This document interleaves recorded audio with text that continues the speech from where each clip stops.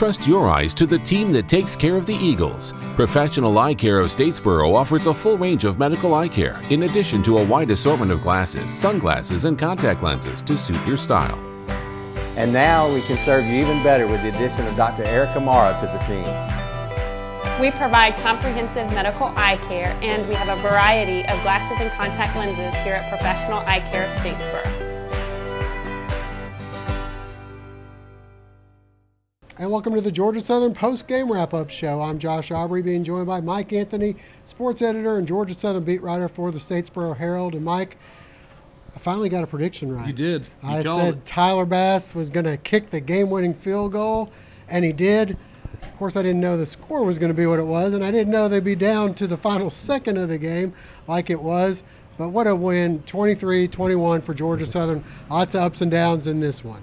Yeah, Georgia Southern came out looking like they were a team ready to really prove a point, maybe even run away with the game. The offense looked good early on, but give Eastern Michigan a lot of credit. A lot of people doubted whether or not they would be able to stop the run option attack of the Eagles, and for a while it looked like they weren't going to be able to, but in the second half they did some things, adjusted a little bit, made the Georgia Southern offense really sputter while the Eastern Michigan offense came to life. They had a big clutch drive, what looked to be a game winner, but then it just goes to show what a difference a year makes.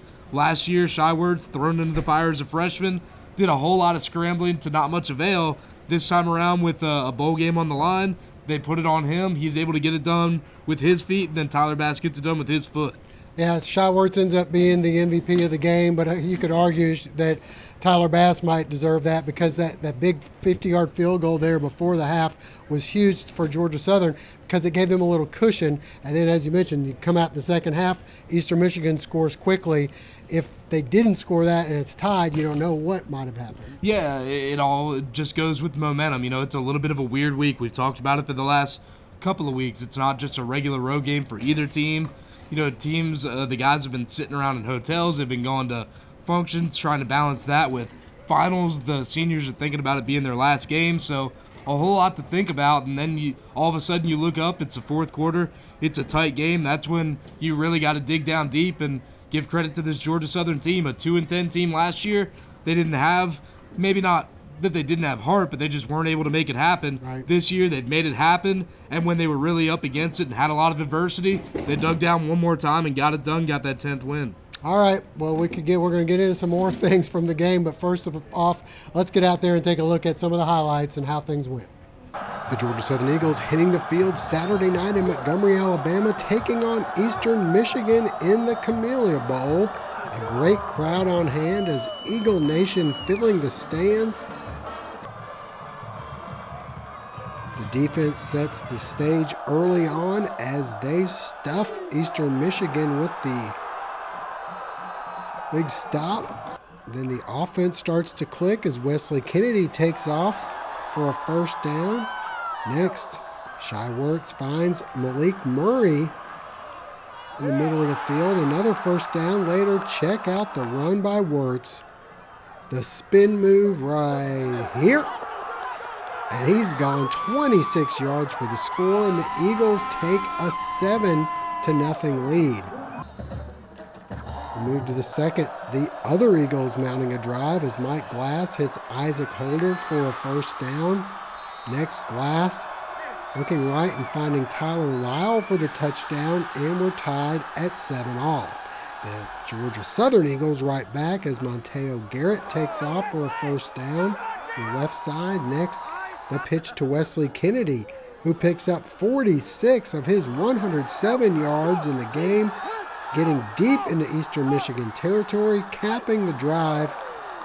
Here comes Shy Werts right at you. The 5-yard score gives the Eagles a 14-7 lead. Just before the half, Tyler Bass gives Georgia Southern some breathing room with a 50-yard field goal to make the score 17-7 at the half. Second half, and not much to cheer about as Eastern Michigan scores on a 75-yard touchdown to cut the lead to 17-14 after 3. In the fourth, the Georgia Southern Eagles able to hold on as Eastern Michigan goes for it on fourth down.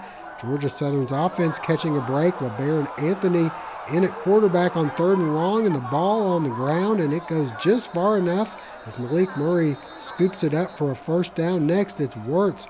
The pitch to Kennedy, who makes a nice move for another first down. This drive stalls. In comes Bass for the 35-yard field goal. It's good, 20-14 Georgia Southern. But back comes Eastern Michigan as Glass. It's Blake Banham for the first down, and then from the 5, Glass finds Arthur Jackson in the back of the end zone for the score as Eastern Michigan grabs a 21-20 lead with just over 3 minutes to play. The Eagle offense able to pick up a big first down here as Wirtz finds Ellis Richardson for 15. And then 4th and 10, the game on the line, and Wirtz will find some room to run as he goes 29 yards to the 30-yard line. Cole Swindell encouraging one more time, and Tyler Bass obliges with the game winner from 40 yards away as time expires. It's good. The crowd, including Swindell, would go wild as the Eagles end up with a walk-off victory, 23-21.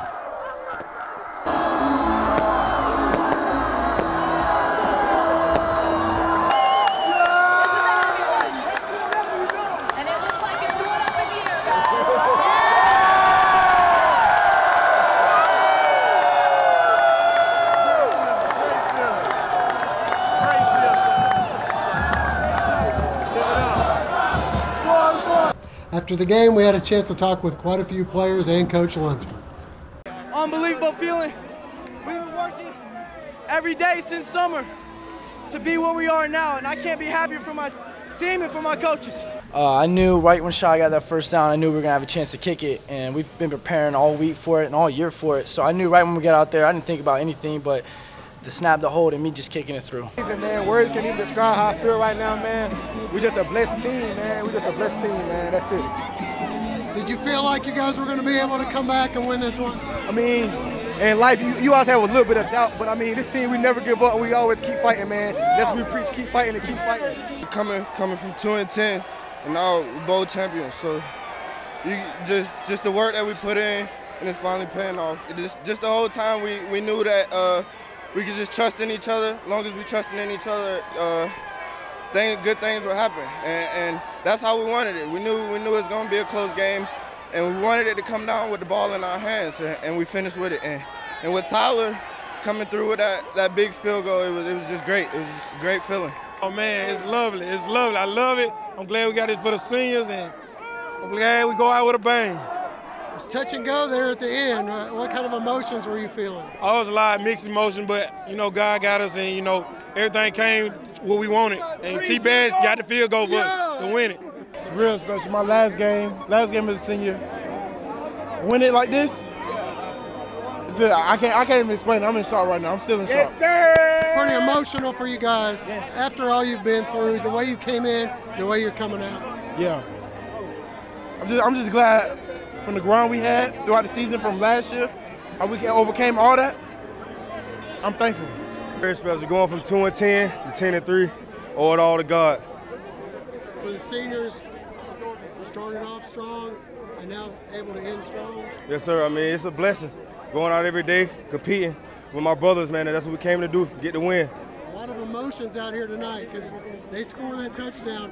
You had to be kind of a little bit tense there. I mean, main thing is to never lose faith. That's the main thing, and we did it. Came out on top. Definitely feeling amazing after this big win, man. Just coming in freshman year, man, just going through so much freshman year, bowl game, then those 2-year span that we had, man, and then just to top it off and the unbelievable job of what the underclassmen did for us, the seniors, to send us all right. Definitely means a lot to come to a school and just play in front of fans that's true diehard fans, man. It's just wherever we go, they traveling, they rooting us on. If they here, they in the stands, they watching on TV, they listening on the radio, and then just tonight and just see that, just how they came out tonight, man. the passion that they had, and we just fed off that offensively, defensively, and special team, and we just was able to get the job done, and we used that momentum and just to keep pushing it and keep fighting. I didn't say anything in the beginning of that drive, but after a few drives into the second half, I kind of noticed it was kind of dead a little bit. So I just talked to him. So we got to finish. We got to get that spark back, and we struggled a little bit in the second half, but I think we fought through and we got the job done. So hats off to those guys, man. It feels good to be in this position right now. I really should have threw the ball. Ellis was wide open, but Wes had made a block on the linebacker, and there was nobody in front of me, so I just took off running. I got the first down, and Bass kicked the field goal. We knew it was going to be a big crowd. We knew it was going to be kind of like a home game. The social media hype, we knew they was going to show up, and we definitely fed off that. We definitely fed off that because a few times in the season we played at places that the energy just wasn't there. But that wasn't the case tonight. They brung it. I heard Coach Creighton say that they were not sexy, and from the beginning of the year, that's what I said. I said we're not sexy, we're just blue collar, and that showed tonight. We probably didn't play our best game. We definitely didn't. We did some things to Georgia Southern Eagles to beat Georgia Southern Eagles, and obviously that's something that we want to clean up. We allowed a block punt, but man, just these guys, this football team. Just unbelievable what they've done, what they've gone through to turn it around like they have, and this coaching staff that we have, man, just unbelievable what they've done, and just man, I'm so happy to be a part of it, and so very excited that we were able to pull it off, get our second FBS Bowl championship. So excited for this team to be able to go down in Georgia Southern history, to be the first FBS team to win 10 games, and just to turn it around from 2-10 to 10-3, and man, just got to thank God for it. Unbelievable, His favor on this football team. I think what it does for us is it just it makes it valid. The move up. Obviously, we were very successful when we first started out with the Sun Belt Championship, and then winning the bowl game the second year when we could be eligible, and then we hit a slump. But then the guys came back and turned it around. And, I mean, when you start thinking about the history of Georgia Southern and the epic story it is, and how fast Georgia Southern became successful under Coach Russell, and then on to Coach Johnson and Coach Stowers and all the great coaches, Coach Monk and Coach Fritz, all the great coaches that were, that came before me. It's just unbelievable. This season is kind of a microcosm of what Georgia Southern football is about. Off to a fast start, getting the bullseye on our back. We didn't handle that part well. And then being able to understand how to play with the bullseye on our back. And then being able to finish the season. So it's a parallel to what Georgia Southern football is. Our guys never quit believing. The fans never quit believing. I got to thank Eagle Nation. Let me go back to that. I messed that up. I mean, I got to thank Eagle Nation for coming down to Montgomery and really bringing the power of Eagle Nation to us. But that last drive, I mean, we went in there and we said, hey, we talk about it all year about our mental toughness. And I think that's what that drive was. It was to be able to reset, understand that we did lose the lead, and we had to go get in field goal range to win the game. It got to a fourth down situation, and offensive line did a good job. Shai was able to scramble, really make a good play after, kind of having a self-inflicted wound early in the drive and being able to go make that play, get us in field goal range, and then, Tyler Bass being able to nail that thing and the protection being good. Just an awesome way to end this season. If you remember that first press conference, I talked about Eagle Nation showing up so we could show out. It didn't necessarily mean it had to happen in the first game of taking over. But when you start looking at it and you start seeing how the guys progressed from that first game against Troy, yeah, we believed that we'd go 6-0 and go to a bowl game last year. I mean, that's what the kids thought. But we didn't, and we had to learn how to win again. And our senior class of that year did a good job of that. And the young guys, I know we ended up being 2-4 in that 6-game stretch, but you kept seeing them get better every week. We finished the season, 2-1 in the last 3 games, and we lost the last one, but you just saw us get better. And I saw that our team had it down deep inside. They never quit. They always came to work, never stopped. And then watching them in the off season, hats off again to our staff, our strength coach, Matt Greenhall, doing a tremendous job. Everybody was preaching the same message, and the guys were buying in. And when they bought in, they became closer and closer, and they knew they could go get it done this year. All right, Michael, let's chronicle. They went 2-10 last year, 10-3 this year. Quite a turnaround. Let's begin for some of the other things that happened here at the game. The fans. Huge turnout for Georgia Southern. We figured that there would be a good crowd. I don't know if either of us figured there'd be as many fans as there were from Georgia Southern. Yeah, it was tough to figure exactly what was going to come. This wasn't the novelty of 3 years ago when it was the first game and you knew that everyone who had been waiting for decades in some cases to get to a bowl game was going to have their chance. Although you did think that maybe being so close to Atlanta, it being a Saturday night, that a lot of people could make it. And it's not just the number of people that came out, it was how loud they were. They were in it the entire game. It wasn't exactly the prettiest night, a little bit damp.